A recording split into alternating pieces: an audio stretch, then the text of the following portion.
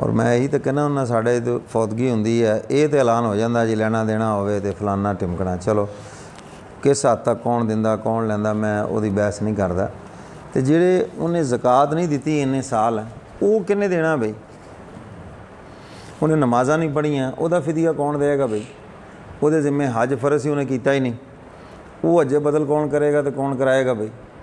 उहदे जिम्मे सदका फितर सी उन्हें किसी साल भी नहीं दिता, वो कौन कर देगा? उहदे जिम्मे रोज़े से उन्हें रोज़े रखे ही नहीं, विचों कोई रखे कोई नहीं रखे, उहदा हिसाब कौन करेगा भी दसो? उहदे जिम्मे कुर्बानी वाजिब सी, पता नहीं उन्हें किनियां कीतियां किनियां नहीं कीतियां, उहदा हिसाब किन्ने देना दसो बई? इन्हां चीज़ों के तो क़यामत वाले दिन हिसाब आ। इन्हूं इत्थे सीधा कर लो तो बेहिसाब जाओगे जन्नत च। समझ आई? ये अल्लाह ने कोई इवें थोड़ी माफ़ कर देना भी अल्लाह ने पुछना ही नहीं है तौबा नाऊज़ बिल्ला भी अल्लाह नूं पता नहीं। कद लई बिठाए ने किरामन कातिबीन इस वास्ते बिठाए ने। इस वास्ते अपने बालग होने तो बाद अपनी ज़िंदगी ते नज़र करो मेरियां नमाज़ां किन्नियां पढ़ियां गईयां, मैं कदों बाज़ाब्ता नमाज़ शुरू की है, किन्ने साल मैं लटवाइयां करदा रहा पढ़ियां ही नहीं, या पढ़दा सी पढ़ी अनपढ़ी मेरी बराबर सी। उहदा एक मोटा जिहा हिसाब लाओ, फर्ज कर लो तुसीं 15 साल की उम्र च बालग होए, हाँ जी प्रॉपर नमाज तुसीं 20 साल की उम्र शुरू की। ए हुण 5 साल जिहड़े विच ने इहदे च कदी पढ़ लैंदा सी कदी नहीं पढ़दा सी, कदी कोई याद नहीं गा। मोटा जिहा अंदाज़ा ला लो भी मैं ये कुछ साल कदियां पढ़ियां ने तो 4 साल दियां मिस कीतियां। हुण जिहड़ियां 4 साल दियां मिस कीतियां उहदे विच कुछ सफ़र जिहड़े तुसीं कीते होणगे, तुहाडी जो रूटीन है साल च 1-2 वारी जाना किते, या जिहड़े बंदे हर महीने जाते हैं उन्ने दिनां दियां सफ़र दियां नमाज़ां कढ़ लो अंदाजे नाल, बह के लिख लो सारा हिसाब। हुण तुसीं जदों हिसाब बनाया पता लग्या कि जनाब मेरे जिम्मे 3.5 साल दियां नमाज़ां पूरियां ने तो 6 महीनों दियां नमाज़ां सफ़र दियां ने। फर्ज कर लो मैं एक गल दसी, महीने दियां नमाज़ां ने 2 महीने दियां नमाज़ां ने, हाँ जी सफ़र दियां तो बाकी सारियां हैगियां ने। यह हुण एक तुसीं मोटा जिहा हिसाब कर लिया। हुण सौखा हल यह है कि हर नमाज नाल एक नमाज शुरू कर दिओ और हर महीने जिहड़ा हैगा कोई 1-अद्धा दिन सफ़र वाली भी कज़ा कर लई।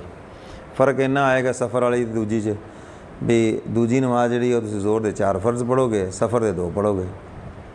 इस तरह असर दे 4 फर्ज पढ़ोगे, जिहड़े सफ़र की नीयत की उत्ते 2 पढ़ लोगे। मगरब दे 3 फर्ज ही रहने दोनों शक्लों।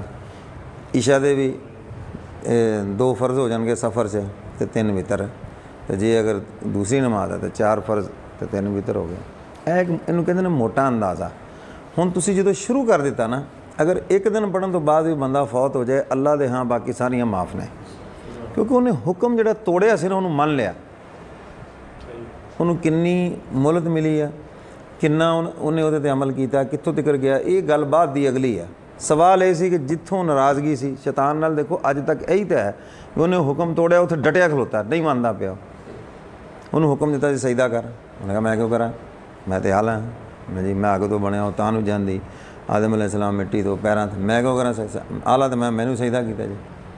हुण इह जिहड़ा हुक्म तोड़िया ना, हालांकि इन्ना मुद्दत जिहड़ी इंसानियत नूं बर्बाद कीता ये बात की गल है, पहले हुक्म तो पूरा करे। हज़रत मूसा अलैहिस्सलाम ने मिलिया, उन्होंने कहा यार अल्लाह को माफ़ी मंग लै, उन्होंने कहा ठीक है जी चलो करो गल तुसीं। बई ईमान तो पूरा सी ना। मूसा अलैहिस्सलाम ने जो अल्लाह दे के दरखास्त की, मैं ठीक है जिस चीज़ की लड़ाई सी वो मुके, मेरा हुक्म तोड़िया मन लवे। आदम अलैहिस्सलाम तो दुनिया दे नहीं होते, कबर नूं सजदा कर दे, चलो जाओ ठीक है। जो दस्या तो कहना वाह जी वाह, आदम अलैहिस्सलाम ने मैं सजदा किया नहीं तो हुण उहदी मिट्टी नूं करां, ये कित्थे किवें हो सकता है, यह नहीं होना। उंज मैं रो धो लैना माफ़ी मंग लैना तो बाकी मैं कहना नहीं मनना। यही हाल साडा है। निरे रोण नाल गल नहीं बननी, कहना मनो, जिहड़ा कहना तोड़िया है, जिहड़ा हुक्म तोड़िया उन्होंने कित्थों पूरा करना है, उन्होंने तो पहले पूरा करो। हाँ गल तो उत्थों तुरनी है ना जित्थों गल खराब हुई है। समझ आई ना बात? तो इस वास्ते अपनी जिहड़ी नमाज़ां छड़ियां ने मोटा जिहा हिसाब ला के अपनी एक डायरी च लिख लो। इस तरह रोज़े आ, तुसीं उन्हां दा हिसाब ला लो भी कदों मैं शुरू किया। अज मिसाल तौर शुगर हो गई है या अज बीमारी इस नौईयत दी है, अज नहीं रखे जाते हो, चलो वह फिदिया दे दो कि रब के दरबार च कोई छुटकारे की शक्ल तो होवे। हालांकि फिदिया दे नहीं सकता जो इंसान रोज़ा रख सकता, लेकिन अगर उहदे कोलों नहीं रखा जाता, इन्ने पे दर पे रोज़े नहीं रखे जाते, कोई 6 महीनों के रोज़े बन गए हैं या इन्ने बन गए, नहीं रख सकता, इंसानी सेहत भी नहीं है अज, तो चलो वह फिदिया दे दो। सदका फितर के बराबर एक दिन का फिदिया है। हाँ जी तुसीं वो सब तो जिहड़ा थल्ले वाला फिदिया वो दे दिओ ताकि कम अज़ कम छुटकारे की शक्ल तो बने हैं। ਅਗਰ 100 ਰੁਪਈਆ ਜਾਂ 200 ਰੁਪਈਆ ਯੋਮੀਆਂ ਦੇ ਹਿਸਾਬ ਨਾਲ ਉਹ 6 ਮਹੀਨਿਆਂ ਦੇ ਰੋਜ਼ੇ ਦਾ ਫਿਦਿਆ ਦੇ ਦਿੰਦਾ, ਉਹ ਅੱਲਾ ਦੇ ਦਰਬਾਰ 'ਚ ਕਹਿਣ ਜੋਗਾ ਤਾਂ ਹੋਏਗਾ ਵੀ ਅੱਲਾ ਨਹੀਂ ਰੱਖੇ ਗਏ, ਮੇਰੇ ਕੋਲ ਗਲਤੀ ਹੋਈ, ਮੈਂ ਮੰਨ ਲਿਆ, ਮੈਂ ਆਪਣੀ ਗਲਤੀ ਦਾ ਇਕਰਾਰ ਵੀ ਕੀਤਾ, ਮੈਂ ਤਾਂ ਕਫਾਰਾ ਵੀ ਦੇ ਕੇ ਆਇਆ। ਸਮਝ ਆਈ ਨਾ? ਤੇ ਜਾਨ ਛੁੱਟਣ ਦਾ ਕੋਈ ਨਾ ਕੋਈ ਜ਼ਰੀਆ ਬਣ ਜਾਏਗਾ। ਸਾਡਾ ਹੁਕਮ ਕਿਸੇ ਸ਼ਕਲ 'ਚ ਤਾਂ ਪੂਰਾ ਕੀਤਾ ਨਾ ਇਹਨੇ। ਸਮਝ ਆਈ ਨਾ ਬਾਤ? ਇਹ ਵਾ ਚੀਜ਼। ਇਸੇ ਤਰ੍ਹਾਂ ਤੁਸੀਂ ਸਦਕਾ ਫਿਤਰ ਨਹੀਂ ਦਿੰਦੇ ਸੀ, ਮੁਫਲਤ ਕਰਦੇ ਰਹੇ। ਅੱਜ ਮੋਟਾ ਜਿਹਾ ਹਿਸਾਬ ਲਾ ਲਓ, ਉਹ ਸਾਰੇ ਸਾਲਾਂ ਦਾ ਸਦਕਾ ਫਿਤਰ ਦੇ ਦਿਓ, ਥੋੜ੍ਹਾ ਥੋੜ੍ਹਾ ਕਰਕੇ ਦੇ ਦਿਓ, ਕਿਸ਼ਤਾਂ 'ਚ ਦੇ ਦਿਓ। ਸ਼ੁਰੂ ਤੇ ਕਰੋ। ਹਾਂ, ਉਸ ਜਿਹੜਾ ਹੁਕਮ ਨੂੰ ਤੋੜਿਆ ਉਹਨੂੰ ਪੂਰਾ ਕਰਨ ਦੀ ਅਸੀਂ ਸ਼ੁਰੂ ਹੀ ਨਹੀਂ ਕਰਦੇ ਪਏ। ਪੂਰਾ ਕਿੱਥੋਂ ਕਰਨਾ? ਐਵੇਂ ਕਹੀ ਅੱਲਾ ਵੀ, ਐਵੇਂ ਅੱਲਾ ਵੀ ਥੋੜ੍ਹਾ। ਅੱਲਾ ਦਾ ਕਾਨੂੰਨ ਕੋ ਮਜ਼ਾਕ ਹੈਗਾ ਜਿਹੜਾ ਅਸੀਂ ਮਜ਼ਾਕ ਬਣਾ ਕੇ ਬੈਠੇ?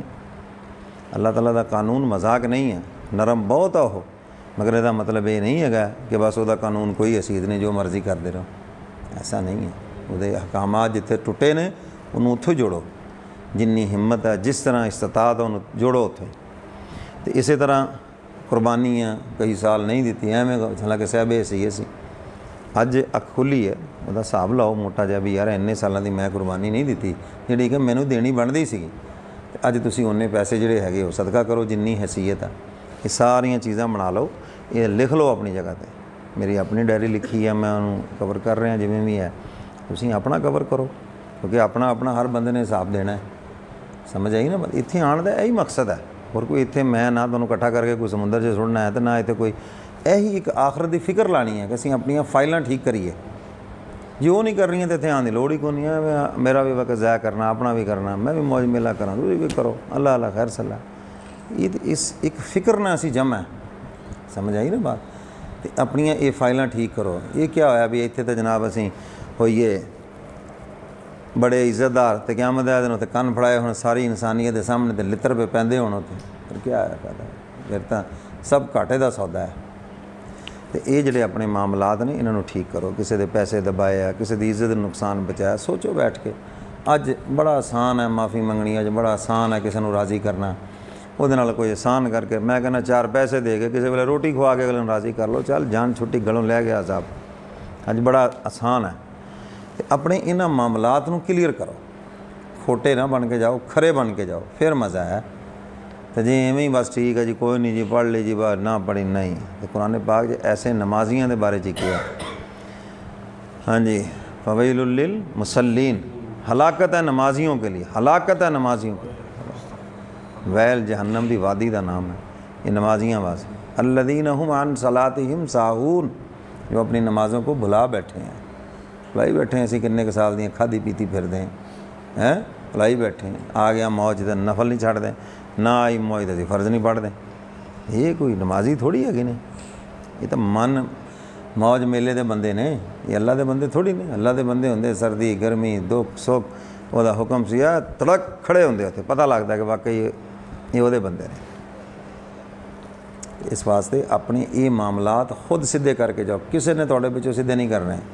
तुसीं अगर गलतफहमी का शिकार हो ना, मैं औलाद सीधी, औलाद कितों करेगी? औलाद ने तो 30 दिन तो बाद तुहाडी दुआ भी कोई नहीं मंगनी। जिहड़ा उन्होंने तीजा सादा करना वो अपने नकल ही करना है। बल्ले बल्ले हो जाए जी, अब्बा जी बड़े जनाब ये सी तो बड़े चंगे सी, इंज सी तो फलां सी टिमक सी। और वैसे भी साढ़े हज़रत फरमाते हुंदे सी 50 साल की उम्र तो बाद औलाद की फिक्र छड़ दिओ, अपनी फिक्र करो। हुण छड़ दिओ इन्हां दी फिक्र, बालग हो गए बस अपने पैरों ते जाओ बई, कमाओ अपना, खाओ पियो। सैयदना फारूक आज़म रज़ी अल्लाह तआला अन्हु दे बेटे हज़रत अब्दुल्ला इब्ने उमर जवान हो गए, बालग हो गए, जो शादी नहीं हुई उन्हें घरों कढ़ता, मैं चल बई बालग हो गया, हुण अपना कमा ते खा ते मौज कर। मसीते सौंदे हुंदे सी, बाप अमीरुल मोमिनीन है, वो मसीते सुते पे। ये सबक सानू सी, असीं जिहड़े औलाद दे खुदा बने फिरदे हैं, वो अगों अपने न्याणे वाले हो गए, सानू उन्हां दी फिक्र ही नहीं मुकदी पई। वो इन्हां दीयां फिक्रां च मरना, तुसीं हुण अपनी फिक्र करो। है जिहड़ी जमा पूंजी है अपने दवा दारू लई, अपने आराम लई खर्च करो। हुण तुसीं जिहड़ी सारी उम्र जमा कीते ने वो तुसीं इन्हां लई। वो साढ़े पड़ोस के अंदर एक है जी, मैं नां नहीं उहदा लैना, उन्होंने पेंशन मिली चंगी भली, पुत्रा ने फटाफट रातों रात उधर बूरे रोड पर जाके 2-4 दुकानां लै लियां। अच्छा, वो मैनू उन्हें दसिया, मैं कहा बुढ़िया ओ खुदा दिया बंदिया, तेरी बीवी फौत हुई सी, तेरे को चारा नहीं आया, कोई ब्याह करा लैंदा, तेरी खिदमत कर दी। वो अपनी बीवियों लैके अपने कमरे च पै, तू इत्थे होके भरदा रहना बैठा है, रात सारी कदी मसीते तो कदी गली तो कदी इधर तो कदी क्या। मैं क्या वो बेचारा बीमार पिछले दिन ही फौत हो गया। तो गल करने का मकसद ये है कि जो तुसीं उन्होंने परवरिश करती, जवान हो गए, अज उन्होंने शऊर आ गया, गल्लां 'च तुहानूं वारे नहीं आण दिंदे। ਔਰ ਜਿੰਨਾ ਤੁਸੀਂ ਬਹੁਤਾ ਕਰਦੇ ਹੋ ਤੁਹਾਡੀ ਇੱਜ਼ਤ ਵੀ ਟਕਦੇ ਨਹੀਂ ਉਹਨਾਂ ਦੇ ਦਿਲਾਂ 'ਚ। ਹੁਣ ਬਸ ਜਾਓ ਬਈ ਉੜੋ, ਸ਼ਾਦੀ ਕਰਤੀ ਘਰ 'ਚ ਲਹਿਦਾ ਕਰ ਦਿਓ, ਜੇਕਰ ਲਹਿਦਾ ਕਰ ਨਹੀਂ ਕਰ ਸਕਦੇ ਘਰ 'ਚ ਹੀ ਰਹੋਗੇ, ਜਾਓ ਆਪਣਾ ਕਮਾਓ, ਬਸ ਖਾਓ ਮੌਜ ਕਰੋ। ਜਿਹੜੀ ਪੂੰਜੀ ਆ ਜਿਹੜਾ ਕੋਈ ਜਮ੍ਹਾਂ ਕੀਤੀ ਹੈ ਉਹਨਾਂ 'ਤੇ ਲਾਉਣ ਦੀ ਬਜਾਏ ਉਹਨਾਂ ਨੂੰ ਆਪਣੇ 'ਤੇ ਲਾਓ। बीवी है खुद दवा दारू चाहिए अपने मज़े ना खाओ, बजाय ऐसे टके टके दे उन्होंने मोहताज बनो, तुम उन्होंने मूँह वाल देखो। समझ आइए बात कि नहीं? तो जिंदगी जी ना इस तरह जीओ। असी तो जिंदगी नूं अजाब बना लिया फड़ के, वो रोग ला लिया अपने आप नूं जिहड़े सानूं नहीं लाने चाहिए सी। जिहड़ा करन वाला काम आ वो कीता ही नहीं। करन वाले काम तो यह सी कि अपनी वो पिछों सारी फाइल सीधी करो, सारा मामला ठीक करो। इन्हें अगे जाके एक ऐसी अदालत पेश होना, पोटा पाना जिथे कोई ना झूठ होएगा, ना उत्थे दो नंबरी होएगी, ना उत्थे कोई चीज़ छुप सकती होएगी, हर चीज़ अयां होएगी। और 15वें सिपारे की फरमाया इकरा किताबक,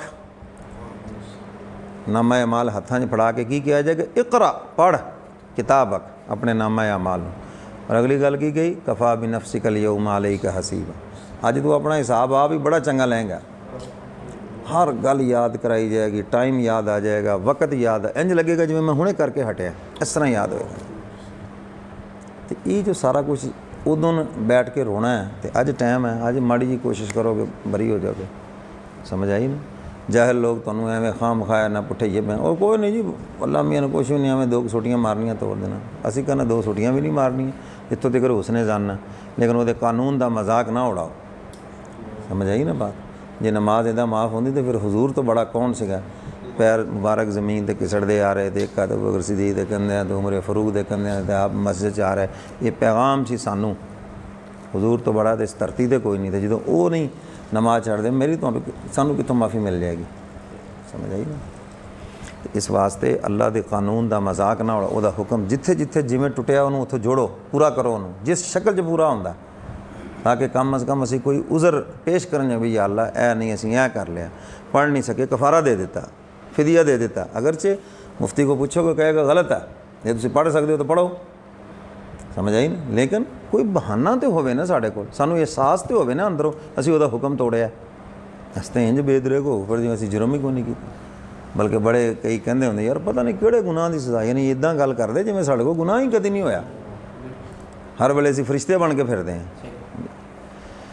इस वास्ते ये जिहड़ियां चीज़ां ये मरन तो बाद किसी ने तुहाड़ी जिम्मेदारी नहीं लैनी, किसी ने जनाब, बल्कि औलादां तो अजकल दीयां अखां दे सामने हैं, जिहड़े माँ बाप के कहण ते नमाज नहीं पढ़ते, माँ बाप के कहण ते कुरान नहीं पढ़ते, माँ बाप के कहण ते वो किसी दीनी मजलिस नहीं जाते। इन्हां दा तवक्को रखोगे तुहानूं पढ़ पढ़ बख्शणगे या तुहाडे लई साले सवाल ही नहीं पैदा हुंदा, किस खाम ख्याली तुरे फिरदे हो तुसीं। इस वास्ते अपने हत्थीं सदका जारिया करके जाओ, अपने हत्थीं अपने मामलात क्लीयर करके जाओ, खुदा के दरबार से सुरखरू होके जाओ, फिर मज़ा है, वरना सब घाटे का सौदा है, घाटे का।